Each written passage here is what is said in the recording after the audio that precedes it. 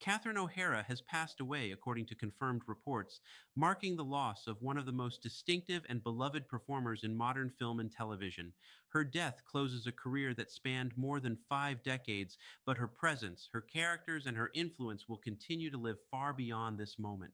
Before she became a household name, Catherine O'Hara was a foundational figure in modern sketch comedy.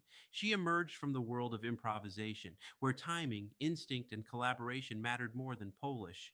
That background shaped everything she did afterward. She wasn't a performer who chased punchlines, she chased truth inside absurdity. Her early work on Second City Television, often known simply as SCTV, placed her among a generation of comedians who would redefine comedy for television. In that environment, O'Hara developed what would become her signature strength, the ability to fully inhabit characters who were exaggerated but never hollow. Even the most ridiculous personas she played felt emotionally grounded. That balance is rare. From there, her career unfolded quietly but steadily. She didn't chase leading roles aggressively. She chose projects that allowed her to disappear into characters. Over time, audiences came to recognize her not because she played the same role repeatedly, but because she made every role feel specific and alive. One of her most widely known performances came in Home Alone, where she played a frantic, determined mother crossing continents to reach her child. It was a performance that balanced comedy with genuine urgency. She didn't play the role for laughs alone. She played it with sincerity, which is why it still resonates decades later. But even as her face became familiar in major films, Catherine O'Hara remained something of an insider's favorite. Actors admired her, comedians studied her, directors trusted her instincts.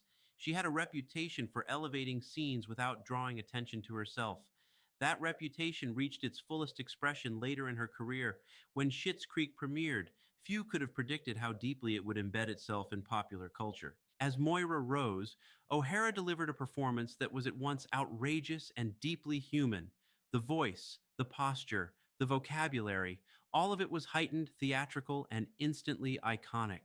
And yet, beneath the wigs and dramatics, Moira was never a joke. Catherine O'Hara played her with empathy. She allowed moments of vulnerability to slip through the performance, reminding audiences that even the most absurd characters carry fear, pride, and longing. That is why Moira Rose became more than a meme. She became a character people cared about.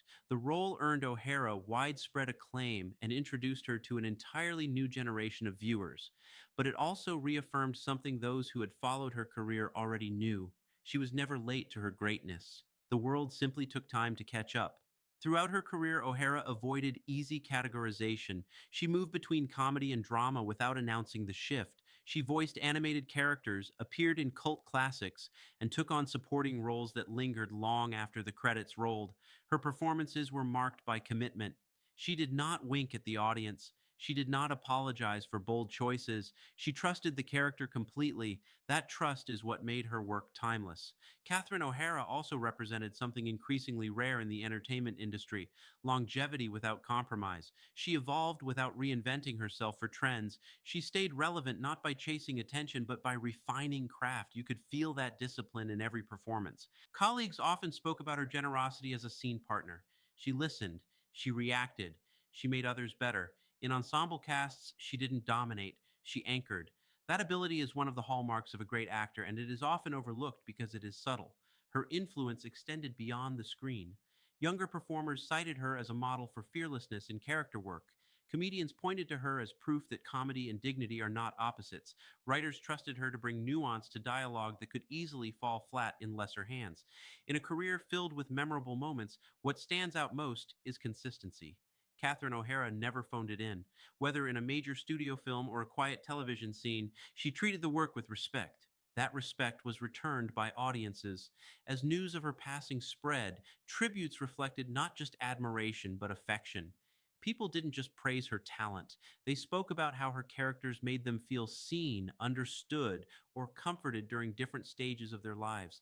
That emotional connection is the truest measure of legacy. Catherine O'Hara leaves behind more than a filmography. She leaves behind a standard, a reminder that comedy can be precise, that characters can be bold without being cruel, and that longevity is built on integrity as much as talent.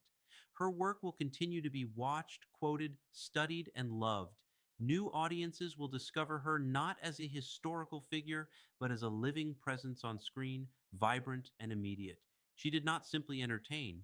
She enriched the medium. Catherine O'Hara's passing marks the end of a remarkable life, but it does not diminish the impact she made. Her characters remain, her voice remains, her influence remains. And for anyone who believes that comedy, at its best, is a form of empathy, her work will always stand as proof.